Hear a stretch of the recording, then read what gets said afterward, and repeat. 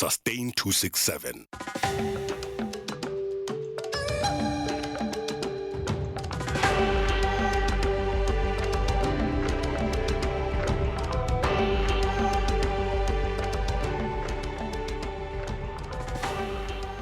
Welcome to this episode of Sustain267, where we host conversations about climate change, sustainability, and the environment. I am your host, Bertha Foundation. This episode is a second of a 12-part series where we look at disinformation, fossil fuels, and development across 3 African countries: Botswana, South Africa, and Mozambique. If you've not yet listened to episode 1, I would encourage you to listen to that one first, because today's episode builds onto episode 1. As I'd shared, I spent 2 weeks in Medie village doing my research for this project. And from some of the conversations I had with the village leaders and community members, it became clear that there was a significant power imbalance between the people of Medie, where the Masama coal mine is hosted, and Medie Limited, who essentially own Masama coal mine, which made me wonder about where was the presence of the weight of the political leadership to even this out a bit.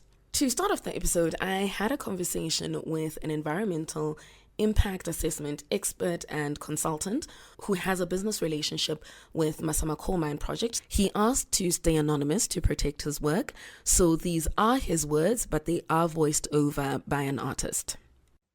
The community has no voice and is powerless unless they have backup from the MP or government, because they're not aware of the consequences in the long term. The mine will say they will provide under CSR and make promises, but keep them vague. So we will provide jobs, but not say how many. Communities don't understand this EIA thing. The report goes to the government for it to be rejected or approved.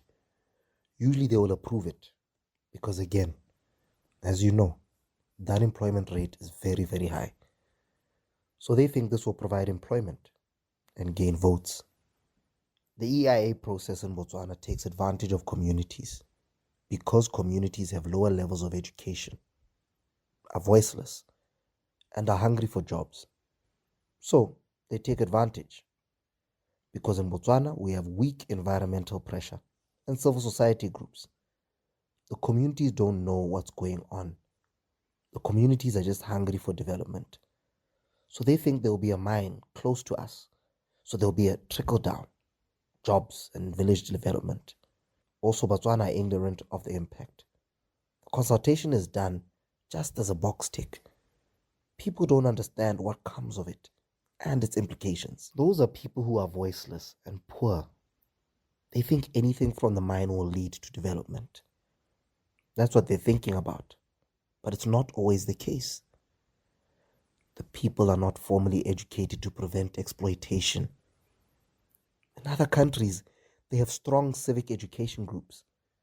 But in Botswana, we don't. Civil society is not active. The act is there. Everything is in black and white. But the contractors and the consultants are taking advantage and ticking boxes. Again, this boils down to showing that there's a need for more education on environmental issues in Botswana. From that clip, it makes it quite frank and clear how people in the community are being taken advantage of by companies, and what they would need is political leadership to step in. What the EIA expert said was consistent with the conversations that I also had with the village leadership, being Khosi Khabo, who you met in episode 1. And he made it clear that when Medie came to Medie to tell them about the mine that they were going to open, he was not aware. Even when we had the conversation, he still was not aware that he has the authority and had the authority to stop this process. This is what he had to say in our conversation. Medie 2012. From there, They arrived in Medie in 2012. From there, after they arrived, they took samples after drilling. Then they went away for 2 years, for a long time. When they came back, they had decided to mine and they were going to open a mine. They weren't asking for permission, they were informing us. What permission do you have that we can give them? They informed us that they wanted to start the mine and informed us that they were submitting a request to the government to give a mining license. And they told us that for them to get a license, we as people staying in Medie and the community shouldn't be against them because they are bringing us developments, of which we didn't have a problem. But we also didn't consider that they had said that they needed us to agree for them to get a license. We were just looking at the developments and improvements that would come to the village. And this only didn't happen with the Khosi. This was also evident in my conversation with the chairperson of the Village Development Committee, Khomotso Motlhagodi, who highlighted that through their engagements with Medie Limited, when they were still asking for a letter endorsing the project, because they did tell them that we do need this letter to open this mine, they were not aware of the power of this letter and how much power they held in their hand with this. This is the conversation I had with her.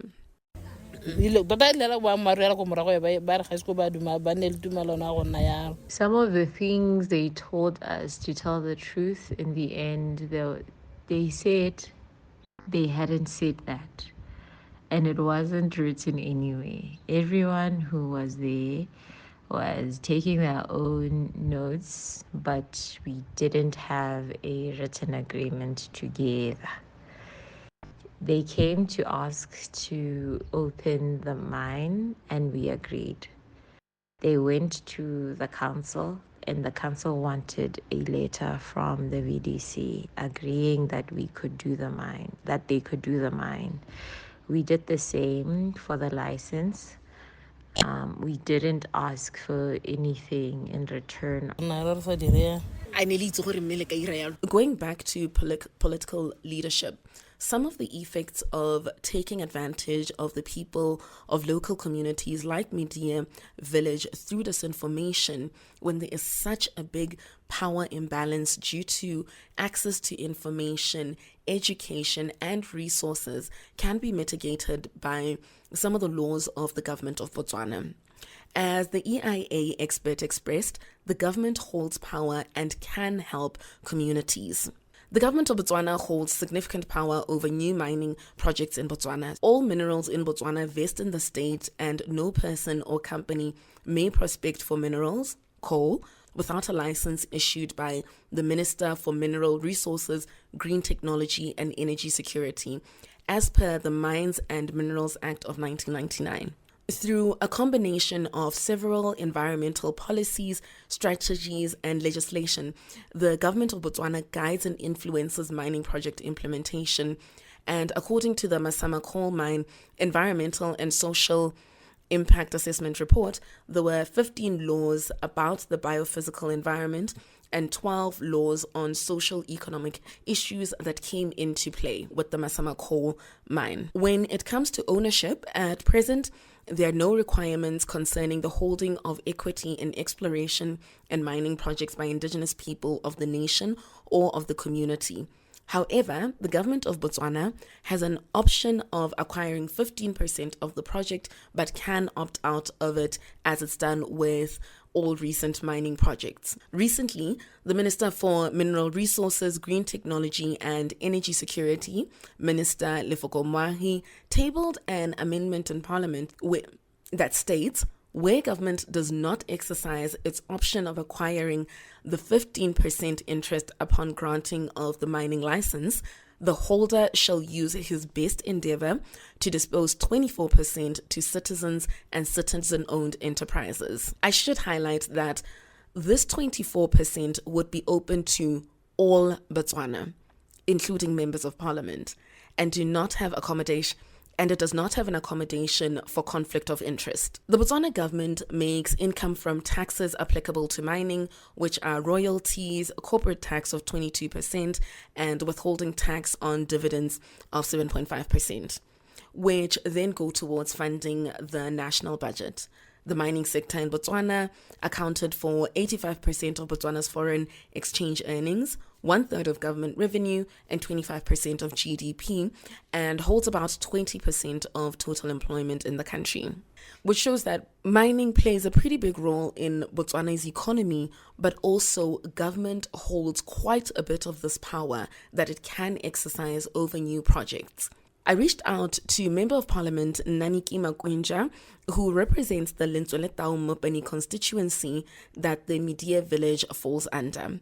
She has been the Member of Parliament for this area since 2019.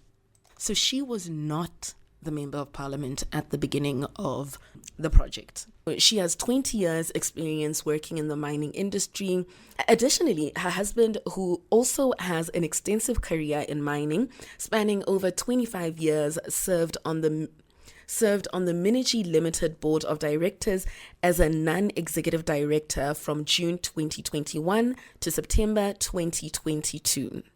The MP and I had a chat regarding Masama Coal Mine, which is owned by Medie, and some of the challenges faced by the community, looking to appreciate what her hopes were for the mine and how she can come in to help with some of the challenges that have risen from this project that the people of Medie agreed to because they were promised development. And since then, they've faced more challenges than any development really. And this is what she had to say.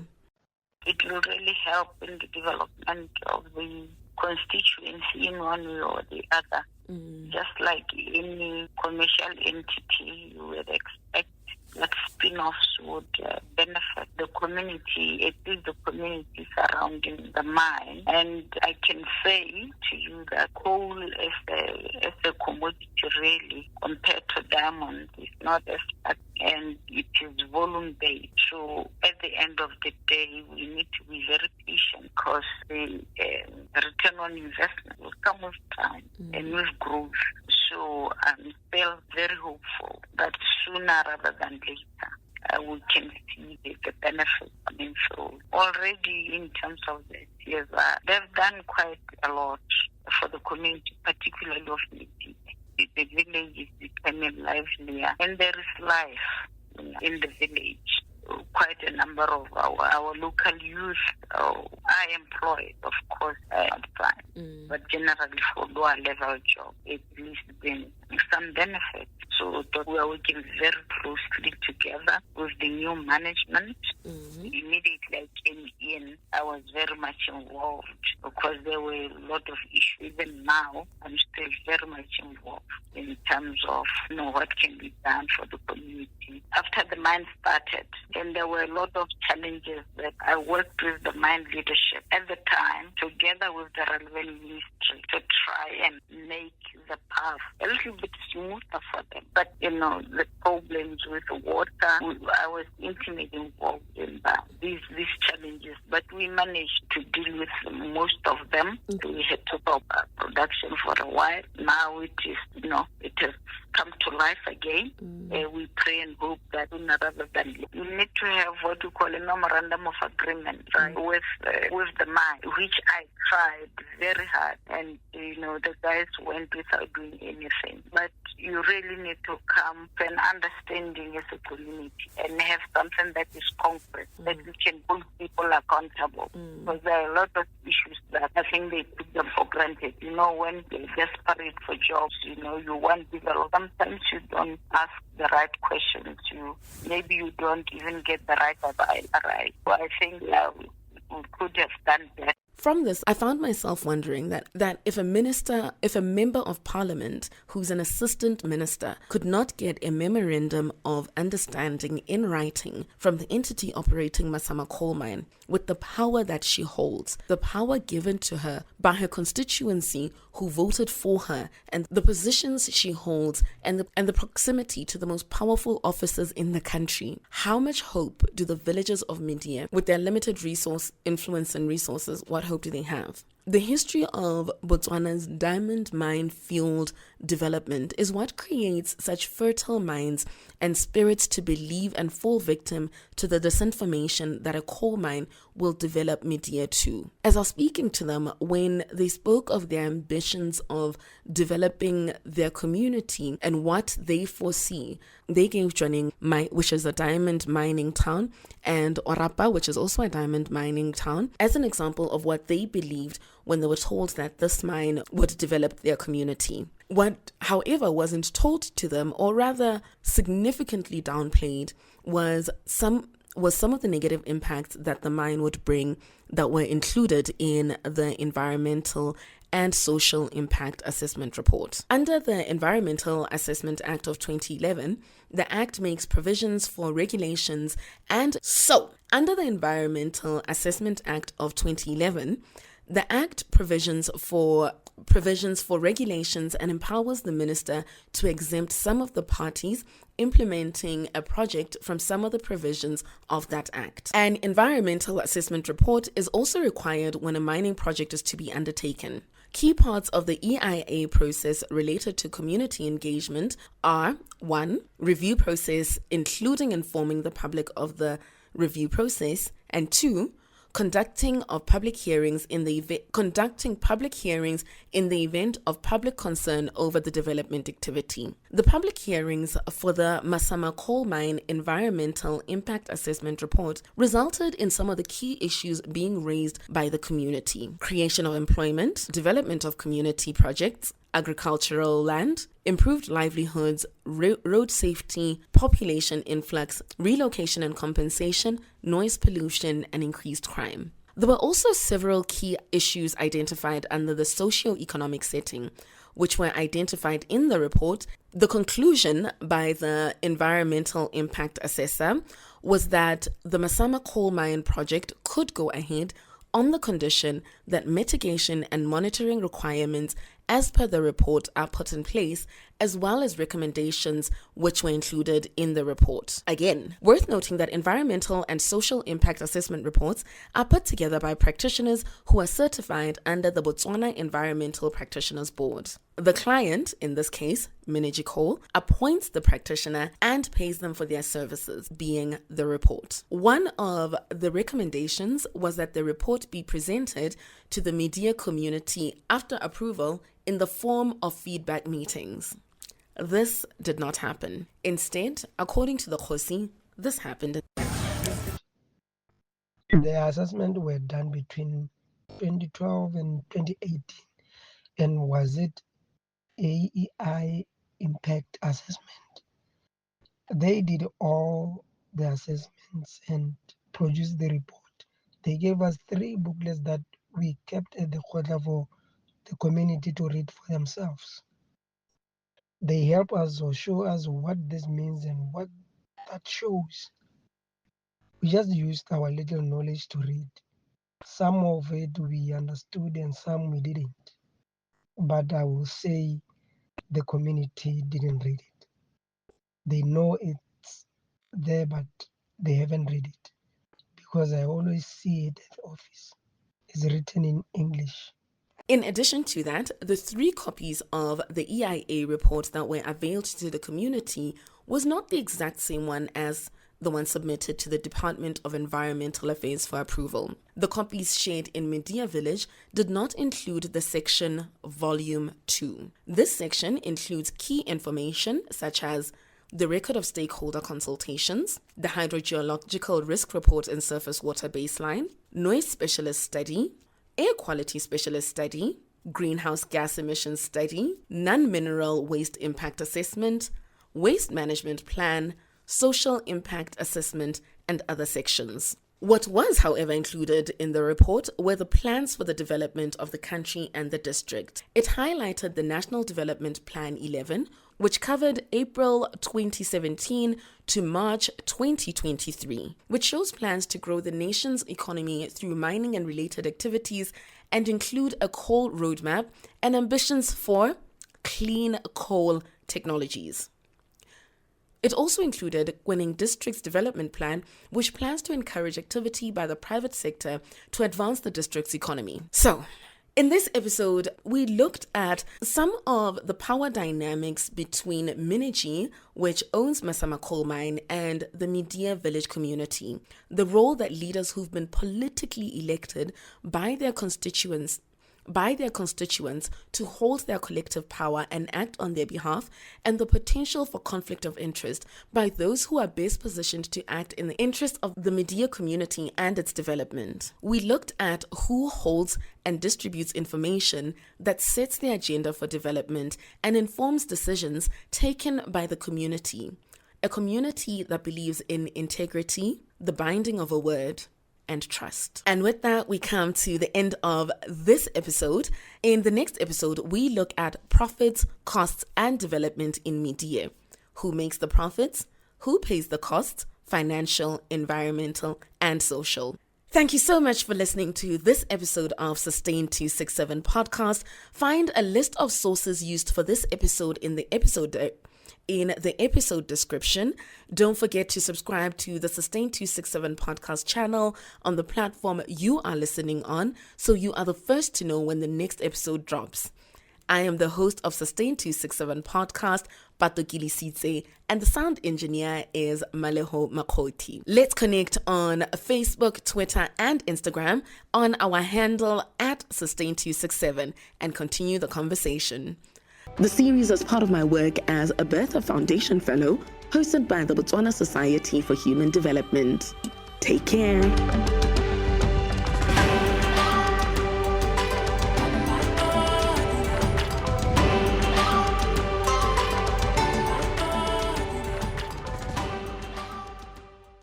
Sustain267.